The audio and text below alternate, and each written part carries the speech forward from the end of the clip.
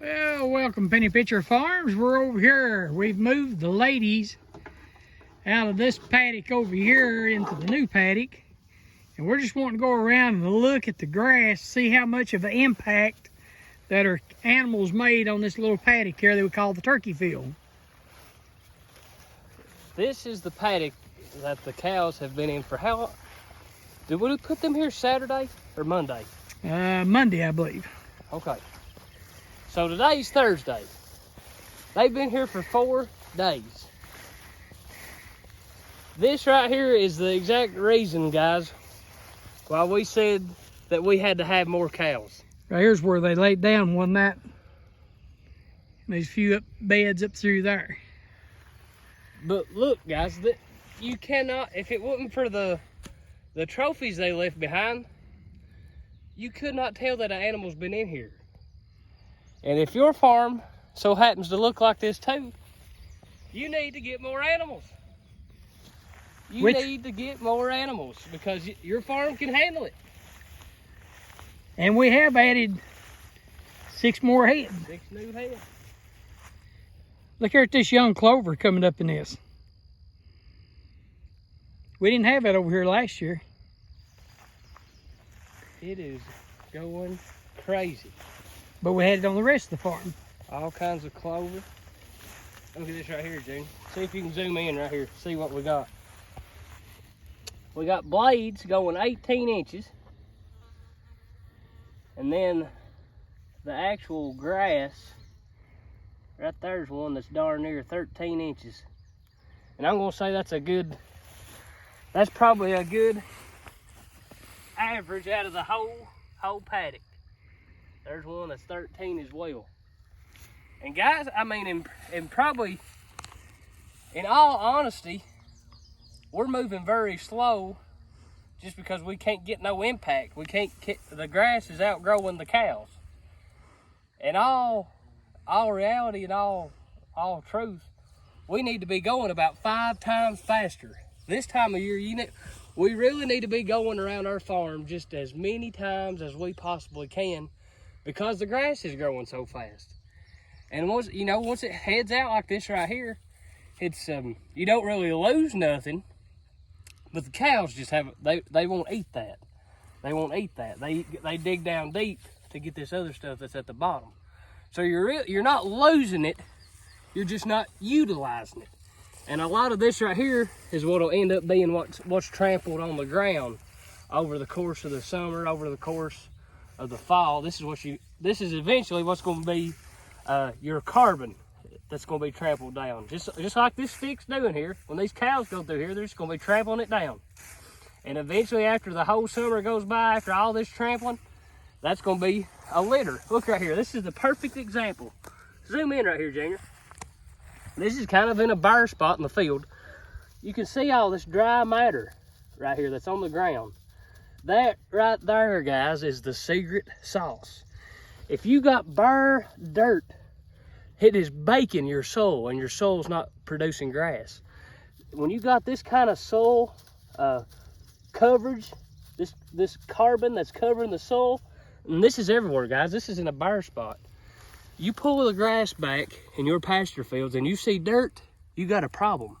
You need to see dead grass that is just composting. That's what it's doing. And when you got something composting, it's the same as fertilize. And that's the secret, guys. That is the secret. Too much grass is a whole lot better than not enough, Junior. Ain't that right? That's right. But we wanted to walk through this pasture field because when we was taking the paddock up, Dad looked at me and said, "You can't even tell there's been cows in here." And they've been in here for almost a week. Right here, confined to this one little spot. And we are in the spring flush here in eastern Kentucky, guys. And if you are, and I spoke with a wise farmer the other day. He's doing the same deal we're doing. He's very vigilant. He's one of the guys that the Bible teaches to be like. He thinks before he speaks. And when people like that speak, you better listen. Can I get an amen?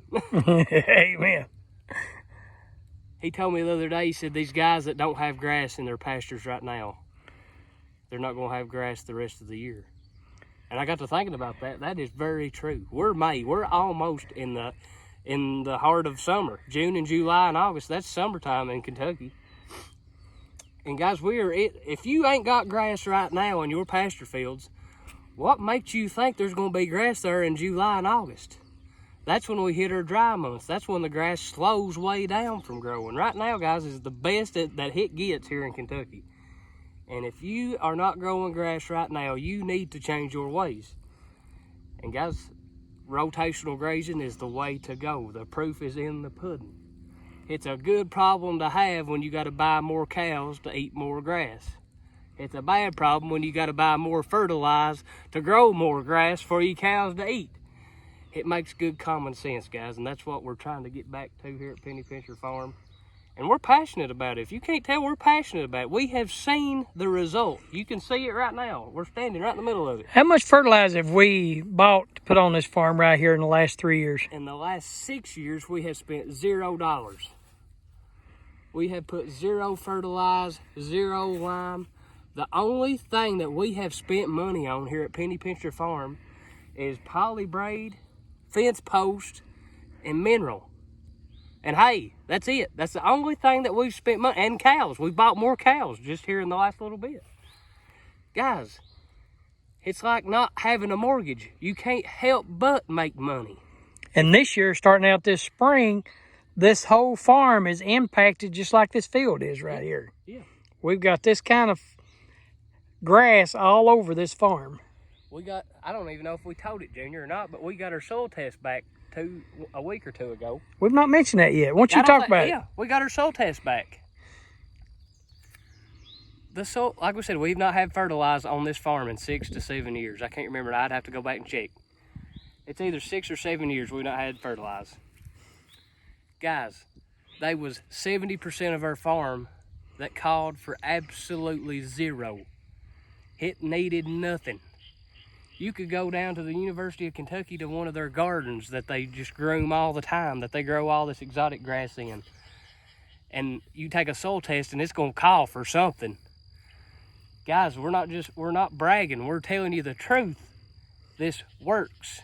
It works.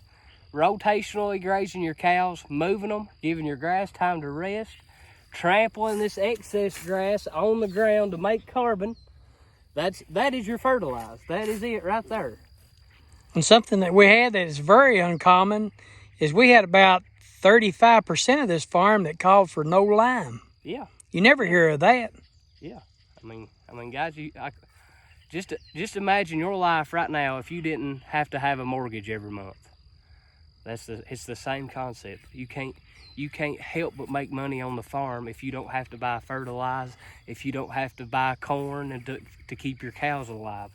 The only thing you got to do is infrastructure as far as fencing and a little hay to get them through the wintertime. Guys, we bought 20 rows of hay. We got 14 left over. We fed 14 rows of hay. Is that right? That's the right math, Junior? we got 7 rows of hay left over. How many did I say? 14. We fed 14. Yeah, that's right. Either which way, we're dealing with 7 or 14. That's how much we fed or we got left. Guys, there's people right here within a 5-mile radius of us right now that's feeding hay still yet because they ain't got no grass. It don't have to be that way. That's all we're saying. We're out here advocating, guys. We're out here trying to tell you guys that there is a better way. There's a more cost-effective way to raise cattle. If you're like us, you love to raise cattle, but if you're not making no money, you just can't do it, guys. It is working here at Penny Pincher Farm. So we're going to jump off the soapbox and we're going to go back and eat supper. Guys, have a great evening. Looking forward to Mother's Day weekend. We love them. Have a good day.